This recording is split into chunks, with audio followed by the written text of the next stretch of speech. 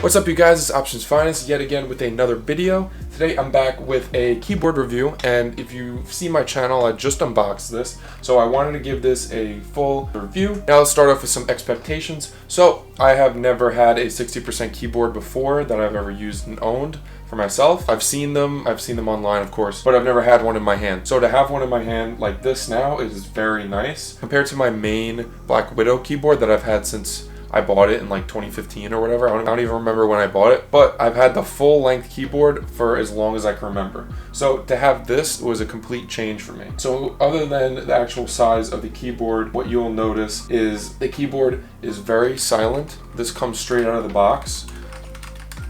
I'll give you a little video, just a few seconds of the typing.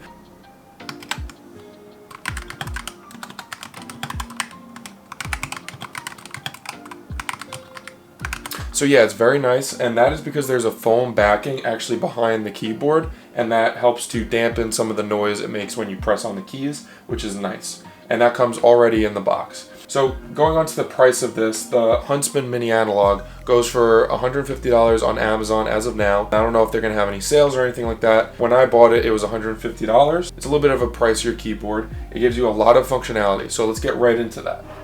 I'm gonna plug it in. When I got this keyboard, thought that it was a wireless keyboard, and I think it probably subconsciously drove a little bit of my decision making in getting it, but it is not. It is a wired keyboard, so that's another thing to consider when getting this keyboard.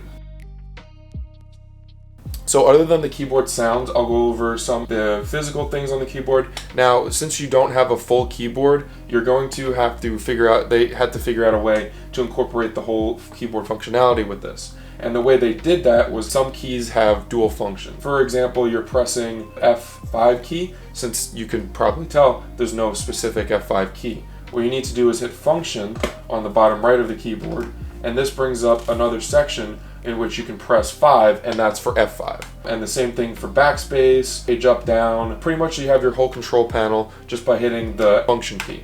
And that function key unlocks that. So now getting into the part of the analog portion. So with this keyboard, it has actuation points, which basically means how much pressure you push on the key for it to do something. So actuation points are a customization feature which lets you determine what the key does in particular. So if you want to have W do a double W, like for example if you're playing DayZ and you're trying to run, I had that on another keyboard. If you press W once and then press it again, then it could continue the run. So on the other way around, if you wanted to hold down the W key just so that you would walk and slightly press on the W key so that you can run, you can do that. It gives you a lot of customization, and you can see on the screen right now, I'm changing it based on that.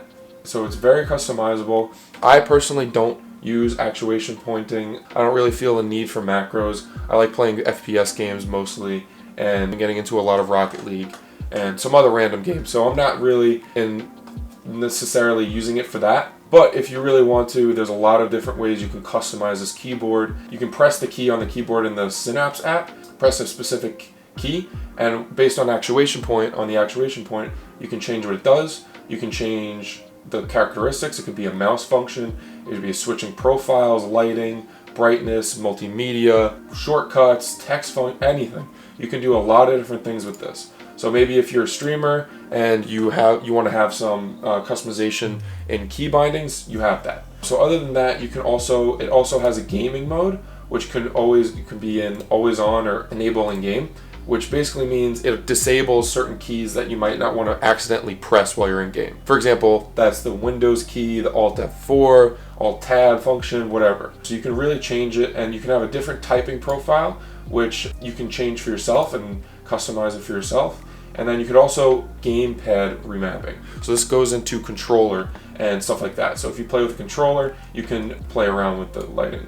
You can play around with the settings of that as well on the keyboard. Then of course you have the typical lighting. When display is turned off, switch off the lighting. You can change the lighting to fire, reactive, fire, breathing, whatever you really want to do. You have a lot of different options, which I have never tried the fire, but that's pretty cool. So yeah, you have a lot of different options that you can do on the lighting feature, which I actually didn't realize. And you can go into the Chroma Studio, which is basically the customized lighting studio that's Razer developed, and change it completely from there if you want. So it's full customization on the lighting of the keyboard. Now, you can also have different profiles, like a lot of different things, and it saves on board the keyboard if you decide to do that. So it has a memory piece where you can have a custom profile. So if you're traveling and you want to plug this in at maybe a tournament or a friend's house, or anything that you're really doing, it'll save on the keyboard, so it doesn't have to necessarily be on your profile on the computer. It doesn't have to be saved there. So it's very good, it's very functional in that aspect. Other than that, I'll go through some of the cons that I've found with the keyboard. I'm not sure if I'm doing something wrong, but there's a lot of times where I'll be in game or I'll be typing or something like that. Or just for example, today I was turning on the keyboard, or I was turning on my PC, and I tried to press my code to get in the PC, and it wasn't actually working. So I was pressing it and the keyboard was on and working. It was flashing the lights, and I was trying to type in the code to get into my computer, and it wasn't letting me in. So I'm not sure what that was, but what I did to fix it was I hit function and played around with the different modes. There's an M mode, which means I think that's your specific profile, and then game mode, which completely shuts off the Windows key, like I was saying before. So I think it has something to do with that, and every time I press that, it changes something. So the Y key just lights up red. So yeah, you have that option, and then if you want, you can switch it back by double tapping function, and it goes normal. Don't really use too much of those functionalities when I've been trying it out. I really just liked the actual sound of the keyboard, which is very nice in my opinion, and the size of it. For me, the con of also it not being wireless, which is what I was really looking forward to, is a little bit of a downer for me. But those are just my opinions, okay? So don't take that into too much consideration, because I have my own opinion and you will have yours too. If you like, everything will be linked down below. That's pretty much everything that I can think of for the keyboard.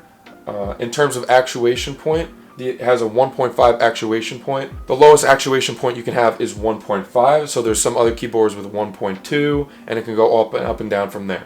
But for this keyboard in particular, the Razer Huntsman 60% Mini Analog, it has a 1.5 actuation point.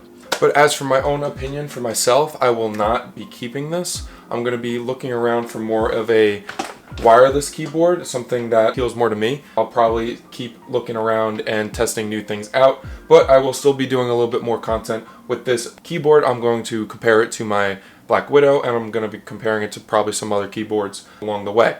So if you're interested in which keyboard I'm deciding to get, subscribe and you'll be notified. And I'm also going to be streaming after this video is uploaded on my Twitch, which will also be linked down below. So if you're interested in that, go and check that out and hang out with me. I'll be playing some random games with friends. Other than that, I hope you have an amazing rest of your day and have a great week. It's Sunday right now, and it's going to be uploaded Sunday. And yeah, take care. Peace.